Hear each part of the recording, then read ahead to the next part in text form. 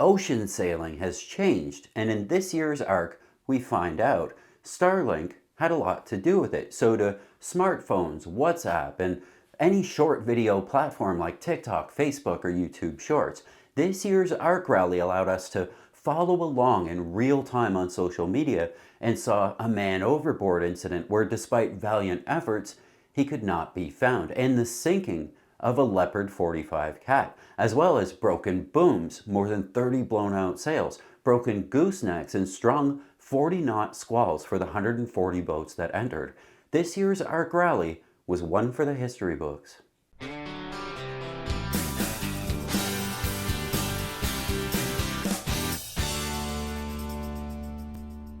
Cruising on a sailboat, that is, living on it while traveling, is risky business. Most of us would prefer to buddy boat with another cruising sailboat of similar speed and size with like-minded crews, because out there on the sea, we're safer in numbers. And ocean crossing, the more the merrier. Way back in 1986, Cruising World magazine organized the first rally.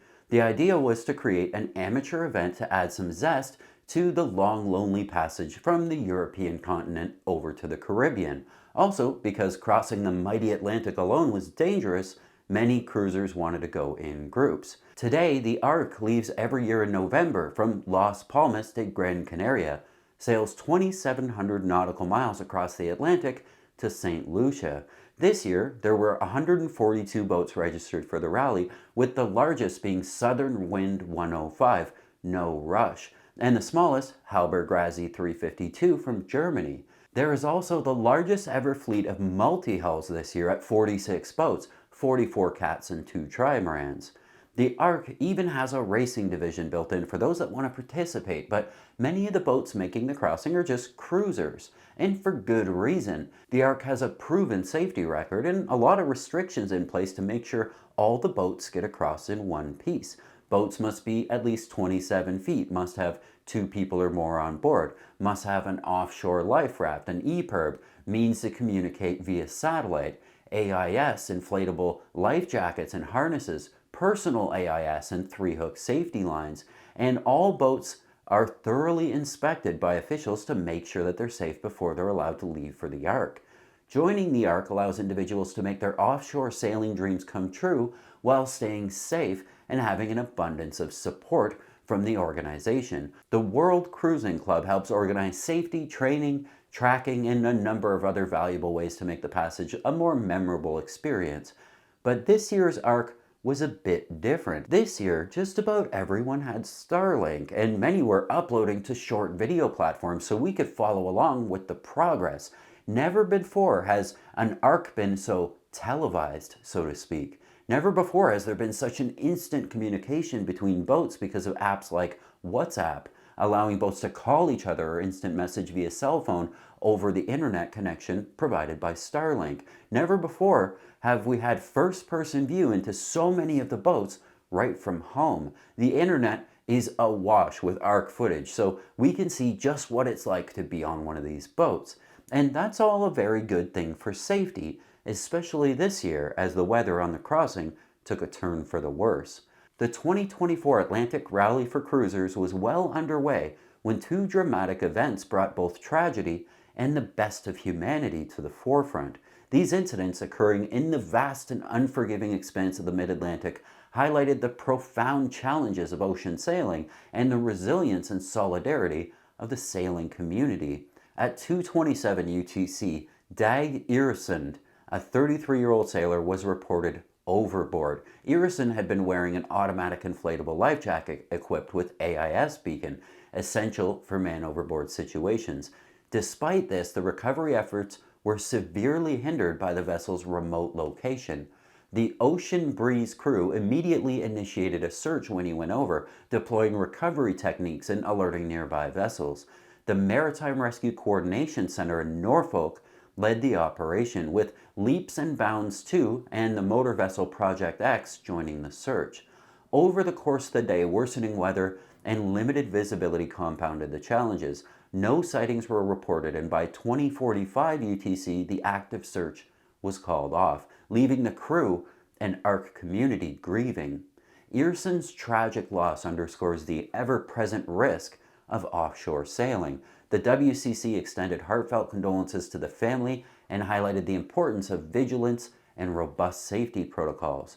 Then another Mayday call. At 0300 UTC on 2 December, the Catamaran Carolina Viking, a Leopard 45, reported taking on water in the starboard engine compartment, approximately 300 nautical miles upwind of Cape Verde.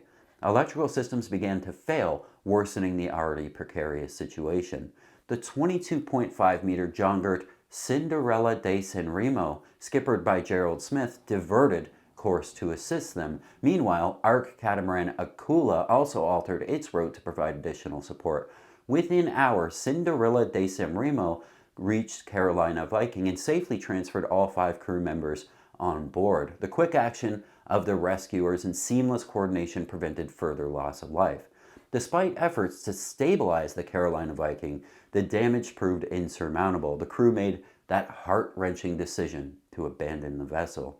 The WCC commended the heroism and professionalism of the Cinderella de San Remo's crew, showcasing the enduring camaraderie and mutual support that defined the ARC ethos. The ARC Rally ethos of collective endeavor, friendship, and support took center stage at the awards ceremony on the 21st of December. After crossing almost 3,000 nautical miles of Atlantic from Las Palmas de Canaria, crews came together to celebrate and remember. As Daniel Sebald, skipper of the Colin Archer Ostwind, built by his parents over 40 years ago, said, "Why do we all do this? A boat is not just sails and a rudder. It's about what a boat means. And to me, it means freedom." The themes of freedom and adventure, camaraderie and collaboration have echoed throughout this year's rally.